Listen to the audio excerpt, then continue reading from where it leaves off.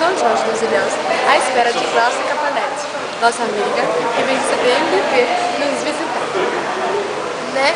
Até agora nada. Vou voltar pra gente para 3h35. Estamos esperando, não tem nave nenhuma. Vocês vão ver agora. Pessoas esperando. Estamos aqui, né? Faz 2 dias que estamos aqui esperando a Glaucia, nada até agora, né? Aguardando ansiosamente pela espera de nossa amiga. Esperamos que ela venha fazer um bom voo e a chegada seja ainda maravilhosa, porque com certeza essa visita dela aqui, à nossa terra, a Bahia, será bem aproveitada, bem proveituosa e bastante agitada. Uma semana só, mas tudo bem.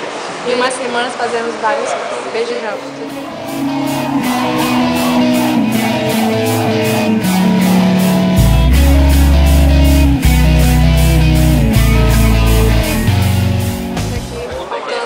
No máximo 5 minutos para a chegada da Glaucia e nada ainda do avião pousar, mas estamos na expectativa, esperando a nossa querida amiga aqui em Ilhéus. Sua mãe já ligou porque não sabia onde eles estavam, mas infelizmente ela ainda estava lá.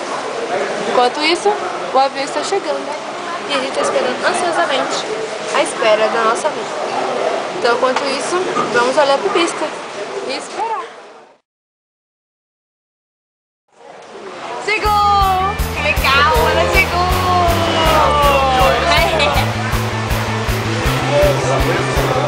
Até que enfim, Glaucia chegou.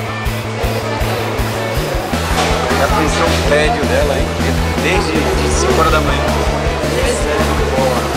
2 conexões, mas chegou a destino. Agora eu vou descer, bye bye.